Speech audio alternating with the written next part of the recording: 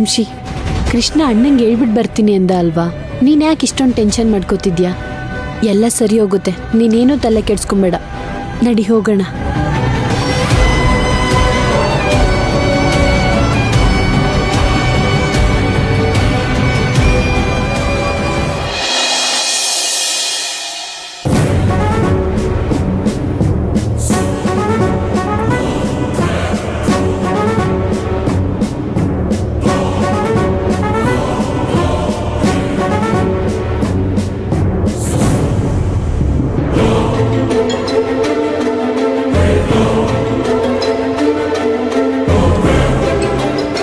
Low pakoda, ಚೂರ್ ಮೆಲ್ಲಕ್ ಕೆರ್ಕೊಳ್ಳೋ. ನೀನ್ ಕೆರ್ಕೊಳ್ಳೋ ಫೋರ್ಸ್ಗೆ ಕೂದಲ್ ಜೊತೆ ಮೆದ್ಲು ಕಿತ್ಕೊಂಡು ಆಚೆ ಬಂದ್ಬಿಟ್ಟಾತು. ಯಾಕೋ ಏನಾಯ್ತು ಹಂಗ್ ಕೆರ್ಕೋತಾ ಇದೀಯಾ? ನನಗೇನು ಆಗಿಲ್ಲ, ಸುಮ್ನಿರಲ್ಲ. ಆಗಿರೋದೆಲ್ಲ ಕೋದಂಡಣ್ಣಂಗೆ. ಎಷ್ಟು ಕೋಪ ಮಾಡ್ಕೊಂಡಿದ್ರು ಗೊತ್ತಾ? ಒಳ್ಳೆ ಎಡಮಗ್ಲಲ್ಲಿ ಎದ್ ಬಂದವ್ರ ತರ ಆಡ್ತಾವ್ರೆ. ಅಲ್ಲ ಕಣ್ರು, ಕೃಷ್ಣ ಇನ್ನು ಹೋಟ್ಲಿಗೆ ಬಂದಿಲ್ಲ ಅಂತ ಎಷ್ಟು ಕೋಪ ಮಾಡ್ಕೊಂಡಿದ್ರು ಗೊತ್ತಾ? ಓ ಅದಾ, ಮದ್ವೆಲಿ ಗಲಾಟೆ ಆಯ್ತಲ್ಲ, ಅವತ್ತಿಂದ ಇವತ್ತಿನವರೆಗೂ ಮನೇಲಿ ಯಾಕೋ ಸರಿ ಇಲ್ಲ ಅನಿಸ್ತಾ ಇದೆ. ಹೌದು ಕಣ್ರೋ, ನಮ್ ಕೋದಂಡಣ್ಣ ಯಾವತ್ತೂ ಕೋಪ ಮಾಡ್ಕೊಂಡಿರೋದನ್ನ ನಾನ್ ನೋಡೇ ಇಲ್ಲ.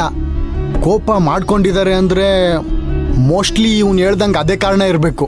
ಅಯ್ಯ, ಕೊಳ್ದೋಗಿರೋ ಟೊಮೊಟೊ ಹಣ್ಣು ಮುಕ್ದವನೆ ಹೊಡ್ದ ಅಂದ್ರೆ ಅದು ಇಲ್ಲ ಇದು ಇಲ್ಲ, ಸುಮ್ ಕುಂತ್ಕೊಳ್ರಲ್ಲ.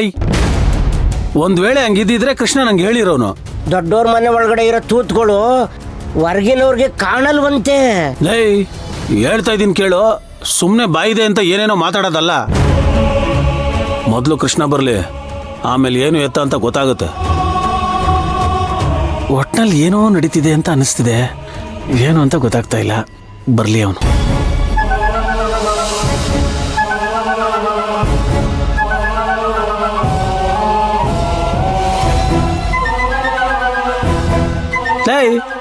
ಸರಿಯಾಗಿ ತೊಳೆಯೋ, ಬಿಡ್ಸ ಅದನ್ನ.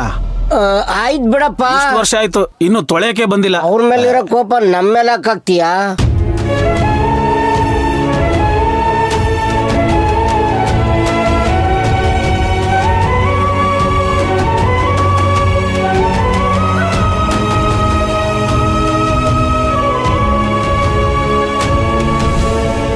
ಅಣ್ಣ ಇಷ್ಟು ಬೇಗ ಬಂದ್ಬಿಟ್ನಾ?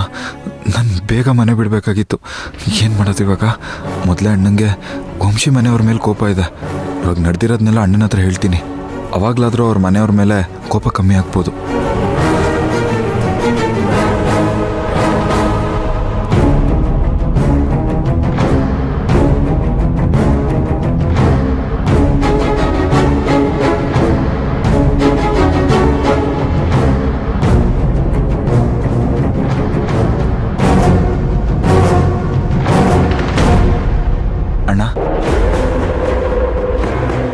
ಅಣ್ಣ, ನಾನು ನಿನ್ನ ಹತ್ರ ಸ್ವಲ್ಪ ಮಾತಾಡಬೇಕಿತ್ತು.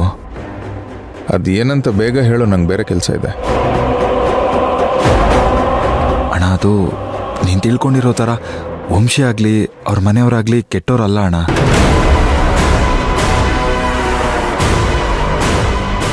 ಅವ್ರು ತುಂಬ ಒಳ್ಳೆಯವರು.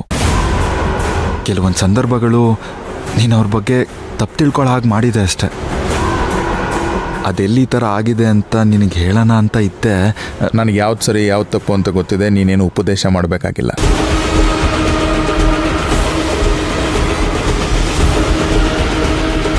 ಅದು ಹಾಗಲ್ಲ ಅಣ್ಣ. ನೋಡು ಕೃಷ್ಣ, ಸುಮ್ಮನೆ ನನಗೆ ಸಿಟ್ಟು ತರಿಸ್ಬೇಡ. ಹೋಟ್ಲಲ್ಲಿ ತುಂಬ ಕೆಲಸ ಇದೆ, ಹೋಗಿ ನೋಡ್ಕೊ ಹೋಗು. ಅಣ್ಣ, ವಿಷಯ ಬೇರೆ. ನಿನಗೆ ಹೇಳ್ತಿರೋದು ಅರ್ಥ ಆಗ್ತಿಲ್ವಾ? ಹೋಗಿ ಕೆಲಸ ನೋಡ್ಕೊ ಹೋಗು ಅಂದೆ. ನಾನು ನಿಜ ಹೇಳೋದಕ್ಕೂ ಅಣ್ಣ ಬಿಡ್ತಿಲ್ಲ. ಇವಾಗ ಅಣ್ಣಂಗೆ ಹೇಗಪ್ಪ ಸತ್ಯ ಅರ್ಥ ಮಾಡಿಸ್ಲಿ?